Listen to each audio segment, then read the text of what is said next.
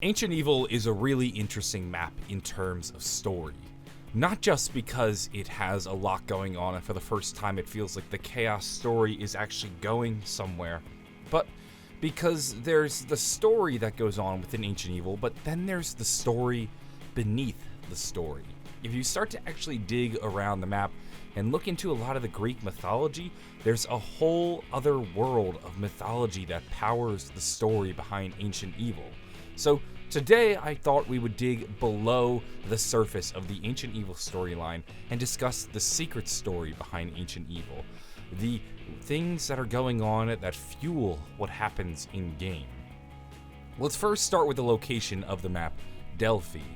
The history of the city of Delphi begins with Zeus trying to find the center of the earth. To do so, he sent two eagles to fly across the earth in opposite directions, one going east, one going west. Eventually, they had crossed paths over Delphi, where the navel of Gaia was found, which was a pathway to the center of the earth. It was on that spot that the city of Delphi was founded, and when we fly Pegasus in Ancient Evil, we're actually flying through the navel of Gaia. That's why Pegasus is taking us through the waterfall. The waterfall conceals the secret passage to the center of the earth. And that's why you can also find two eagles trapped below in the caves.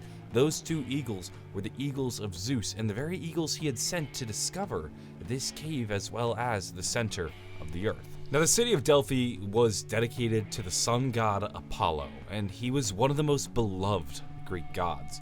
The Oracle, however, does not view Apollo as favorably, and actually remarks that he left a trail of broken hearts and bastard children. The temple that we spawn into in Ancient Evil is the Temple of Apollo, and it's located on Mount Parnassus, and the temple was built in honor of Apollo, who had defeated the serpent who resides in Gaia, the center of the earth. The serpent that we see below the ground is actually that very serpent that Apollo had defeated. You can see remnants of his battle. His arrow that he used to kill the serpent can be found within the center of the earth.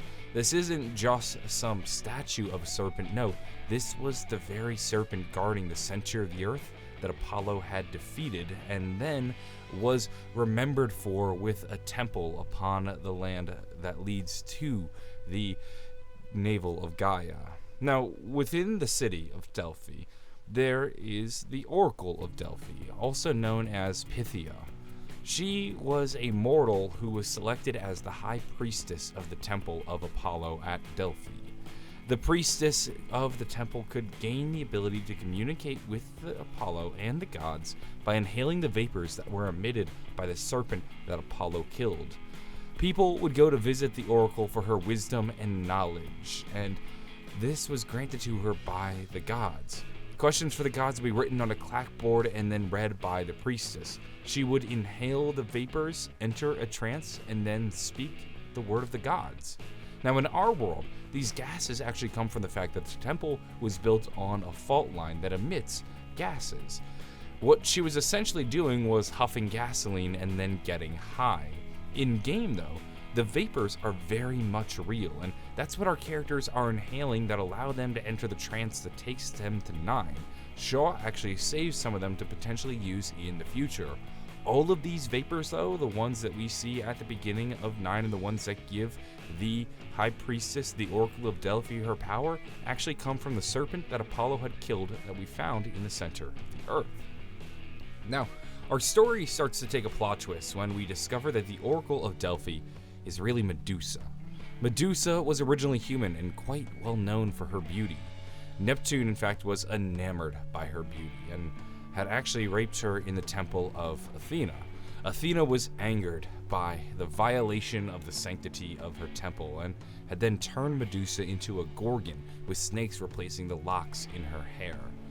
And of course, she received her signature ability to turn people into stone. Medusa also had two other sisters who were gorgons. The story of Medusa's sisters are actually brought up in the map when we listen to some of the scrolls in the map. 3 days have passed since my arrival, and now my trap is sprung. The Pythia has two sisters, My men have imprisoned them both. No small task, I can assure you. With them in my custody, I have all the leverage I need to make the Pythia more compliant. And if she still refuses, well, I have her sister's severed finger to show how serious I am.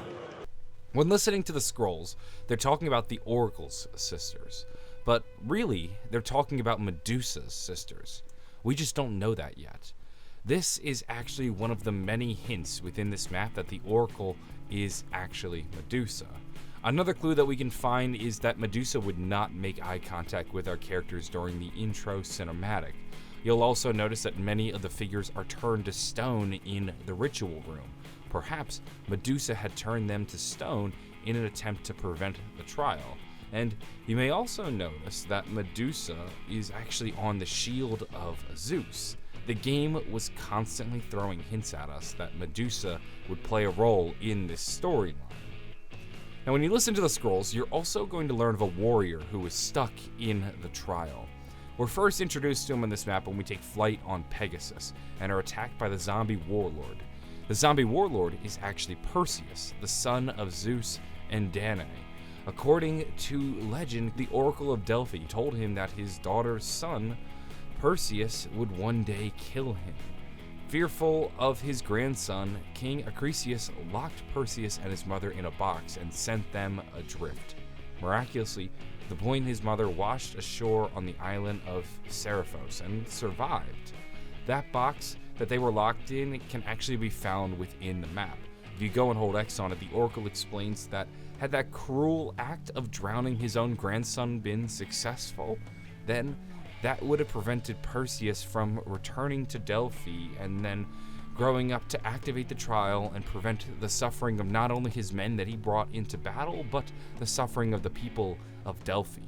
And it brings up an interesting conundrum where is a heinous act okay if it's for the greater good?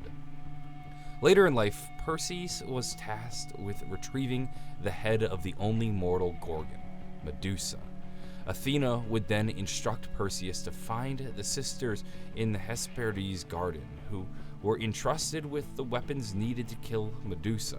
We learn a bit more about them from the murals within the map, which explain that they were there to guard the apples of immortality. And one of those apples of immortality can actually be found within the center of the earth, interestingly enough. Perseus had also received a shield from Athena, and he uses that shield to sneak up on Medusa using its reflection and then beheads her while she's sleeping. After removing Medusa's head, Pegasus sprang from her neck. This is why Pegasus is featured in this map. Medusa's sisters then pursued Perseus, and he was able to escape with Medusa's head.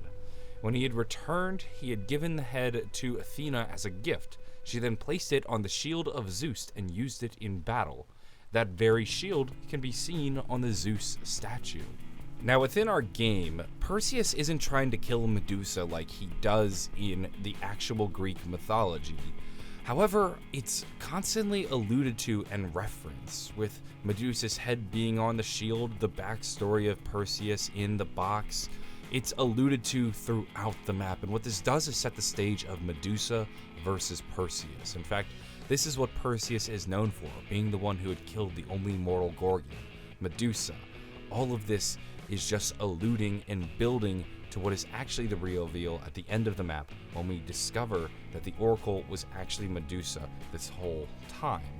It is just building off this theme of Perseus versus Medusa.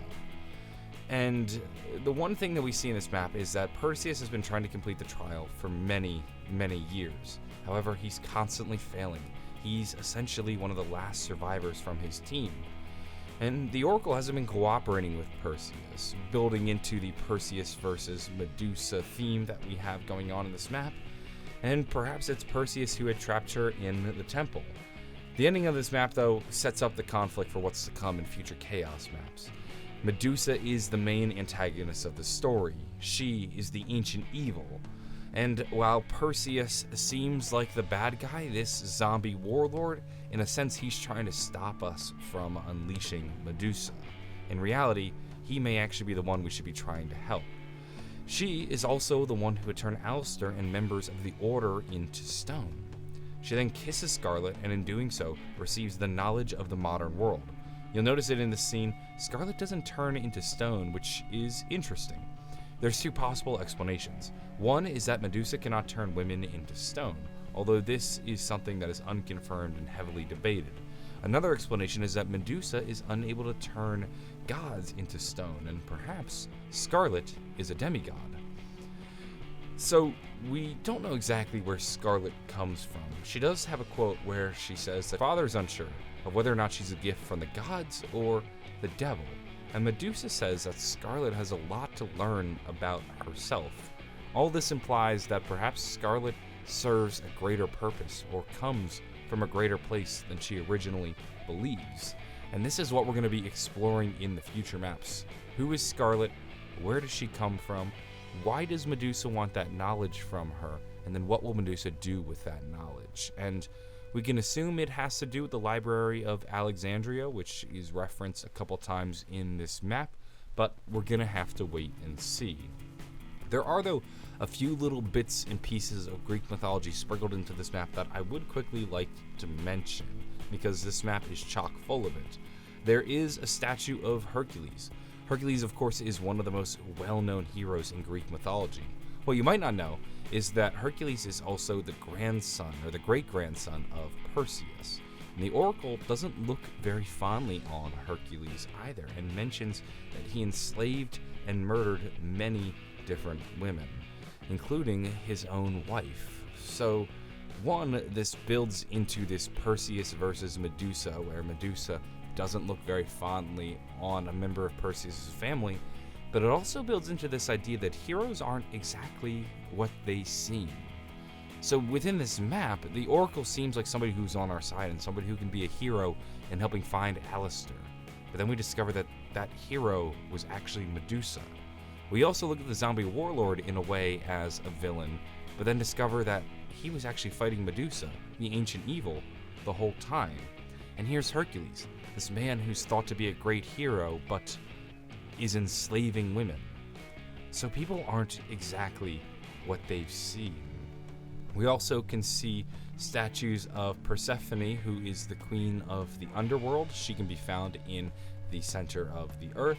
We also learn a little bit about the legends surrounding Pegasus, such as the mural that depicts Bartholomew, who was the first to tame Pegasus after he slays Chimera. The next mural depicts Zeus striking him down while riding Pegasus after his insolence had led him to believe that he could walk the halls of Olympus. Lastly, you'll also find the box belonging to Pandora, the first woman. She was created by Hephaestus in this forge that you can find nearby her box. Those are just a couple more, but there is really so much more, and I was just touching on a few of the interesting things that you'll find in this map. Ancient Evil has a really good story, and it does a great job on building for what's to come in Chaos, but I really do recommend you dive into the secret story behind this map, the story behind the story that plays into the themes and builds into the mythos, legends, and lore of the Chaos storyline. They really play with Greek mythology on this map, and it is fascinating. That's going to wrap things up for this video. I hope you enjoyed it. Have a wonderful day, and bye.